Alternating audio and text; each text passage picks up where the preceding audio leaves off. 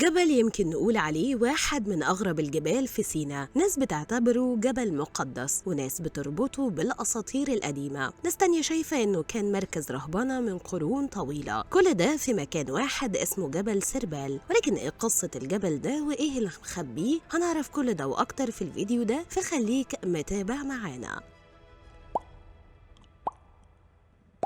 جبل سربال بيقع في وادي فيران جنوب سيناء، وارتفاعه حوالي 2070 متر، يعني من أعلى القمم الجبلية في مصر. وده طبعا بعد جبل موسى وجبل كاترين، وده بيخليه خامس أعلى جبل في مصر، وكمان واحد من أصعب الجبال في التسلق. وده خلى كتير من الرجالة والباحثين بيعتبروا صعوده تجربة مختلفة، لأنه مش مجرد جبل ولكن كمان مليان أسرار تاريخية ودينية. الجبل بيقع ناحية الشمال من مدينة الطور وغرب جبل موسى، وبيعتبر جزء من محمية سانت كاترين الطبيعية اللي مساحتها بتتعدى 4350 كيلو متر مربع، واللي فيها تنوع ضخم من النباتات النادرة والحيوانات البرية، وكمان مواقع تاريخية مرتبطة بأديان وثقافات مختلفة. اسم سربال نفسه مختلف عليه في التفسير. في ناس شايفة إنه جاي من كلمة سرب واللي معناها نخيل الإله بعل، وده بيربط الجبل بمعتقدات قديمة قبل الديانات السماوية. وناس بتعتبر إن سربال كان جبل مقدس للقبائل اللي كانت ساكنة المنطقة قبل ما تبدأ رحلة الخروج المذكورة في الكتب المقدسة.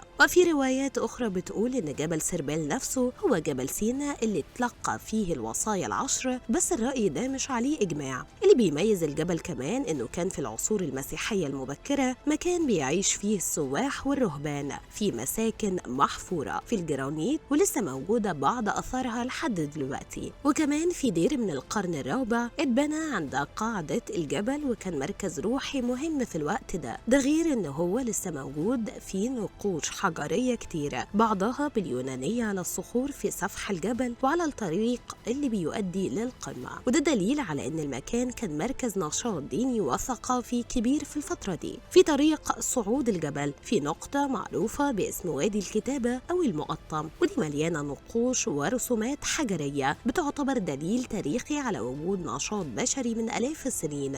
غير كده وادي فيران نفسه اللي بيحتضن الجبل اتوصف في دراسات أثرية إنه كان عاصمة جنوب سيناء القديمة، وكان فيه معابد فرعونية زي معبد حتحور اللي كان مركز لعبادتها في المنطقة. الجبل دلوقتي بيعتبر وجهة للباحثين والسياح وكمان الرحالة اللي بيدوروا على مغامرة وسط الطبيعة والتاريخ، واللي بيطلع قمة سربال بيشوف بانوراما مدهشة لوادي فيران والجبال المحيطة، وكمان بيقدر يشوف امتداد كبير من سحاري وجبال جنوب سيناء. المكان مش بس قيمة طبيعية أو دينية، لكنه كمان جزء من هوية سيناء الثقافية والجغرافية، لأنه بيجمع بين الأسطورة والدين والتاريخ والطبيعة في مشهد واحد. وده اللي بيخلي جبل سربال لحد النهاردة واحد من أكتر الأماكن الغامضة والمثيرة في سيناء.